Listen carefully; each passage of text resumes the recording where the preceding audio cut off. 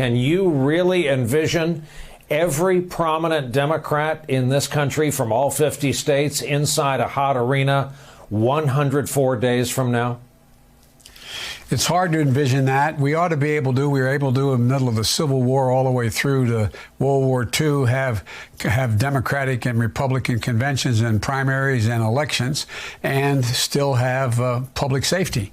And we're able to do both. But the fact is, it may have to be different.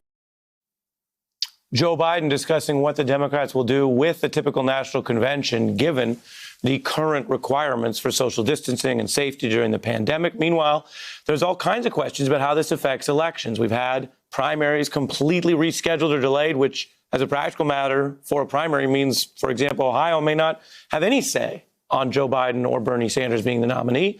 But this is not the first time an election has taken place during challenging times. There is little precedent with this particular one, though. I want to bring in historian Doris Kearns Goodwin, author of Leadership in Turbulent Times. Thanks for joining us. When you look at all the challenges the United States has faced, Dr. Fauci and others have invoked some history recently, but you are the expert on the history. What other challenges do you think this stacks up against? I mean, I think the closest resemblance really to where we are now is World War II. I mean, obviously, 1944, the election was held in the middle of that war still, but no other event in most of our lifetimes, except those of us who are really old, can remember the disruption and the sense of danger and the sense of dread that the war provided. Especially, people who lived during World War II, they didn't know how it was going to end. They didn't know that the Allies would win. So there was that uncertainty and anxiety about this extraordinary war. And it was the issue in 1944. Absolutely. Obviously, in 1864, the Civil War is too. But that's our closest modern analog. Well, let's reflect on what you just said that is chilling. And, we hear so many analogies, but sometimes they're from people who have their own axe to grind. So the president likening this to a war and declaring himself a wartime president, people can interpret with however much skepticism they want. You are speaking from a much more independent place, that you see this as a war-level challenge for the nation for no other reason than that's your expertise. And so that's really striking, Doris, because talk to us more about what you mean about living through something where people don't know the outcome, so that we already know it's bad, but there's something more chilling, more shaking to our roots about that. Yeah, I think that's right. That's the problem. When we look at history, we know the story and how it ended, so we forget what it was like to live through that time, for example, when you had everyone in the country probably knew somebody who was fighting overseas in the war. So the battles were intense for people. You had a disruption of everyday life. Ordinary people couldn't drive their cars anymore. There was a sense of rationing that was going on, of scarce commodities. So that kind of sense that we have today, that our relationships with our friends are different, we're working from home rather than going places. There's a ritual of everyday life that's been changed. Every day feels like a week. I mean, that happened only during war. That's what I mean by the similarity. Yeah, and it's like so many things in life, and this is where history overlaps with how we search for meaning and order in our lives as a people, as a nation. Few knew this exactly was coming. As you say, it's changed everything.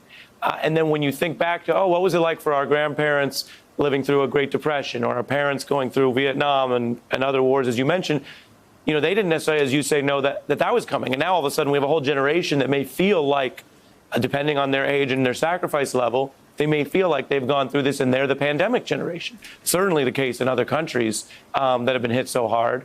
With that in mind, I want to play something classic that you and many listeners will recall, which was how FDR summoned the nation on sacrifice.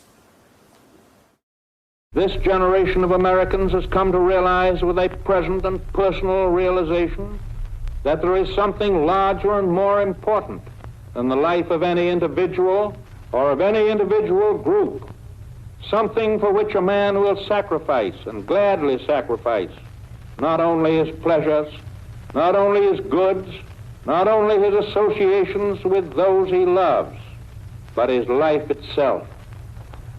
In time of crisis, when the future is in the balance, we come to understand with full recognition and devotion what this nation is and what we owe to it. Doris? Wow. I mean, what that speech represents, it was in February of 1942. We were at a very low ebb of the war. We had lost at Pearl Harbor. We were losing battle after battle in the Pacific. And Roosevelt had to tell people, we are going to go through valleys before we get to the end. But he promised that somehow, if we came together and we felt that sense of nationhood, I mean, in some ways, our modern soldiers are the healthcare workers, the first responders. They are actually allowing their lives to be on the line in order to make other people great. And is it that's harder the way he on was that making point? people feel. Is it harder then, Doris, to summon the nation against something that is naturally occurring like this, a pandemic, as opposed to a more traditional enemy? It probably is harder because there was a sense of the patriotism of the people that you're summoning. There was a shared purpose. There now is a shared purpose. The purpose is to protect each other from this virus. And that's the requirements of what we're going to do with social distancing and being able to each person take their role in protecting other people. But it's harder to articulate that shared purpose. But fear and the desire for the health of your own family and the people you know, that's motivating, I think, in the places where it's working. But there's still places where people have to feel that sense of a nation. And that's why I think the call for some sort of national response to this thing, and everybody has to be doing the same thing, even if they haven't been affected yet, in order to really flatten the curve and make us know that there'll be an ending to this. I mean, that's the other important thing that leadership has to do. They have to provide a vision that somehow, if we do what we're doing, if we can make these sacrifices and have an entirely different life than we're leading now, that somehow it will come out of it. And that's where history helps us. We've been through those incredibly hard times. They thought the Civil War would go on for 90 days, and it went on for 4 years. The war in this World War II was a terrible situation that we had to go through, and yet somehow we summoned from an unprepared nation to become the most productive nation on the face of the earth. So history can provide solace. That's why I love it so much. I really think it helps us to know that parents, grandparents, ancestors went through these tough times. We're not alone. Other people have done it, and we've come through it somehow as a nation. Hey there, I'm Chris Hayes from MSNBC. Thanks for watching MSNBC on YouTube. If you want to keep up to date with the videos we're putting out, you can click subscribe just below me or click over on this list to see lots of other great videos.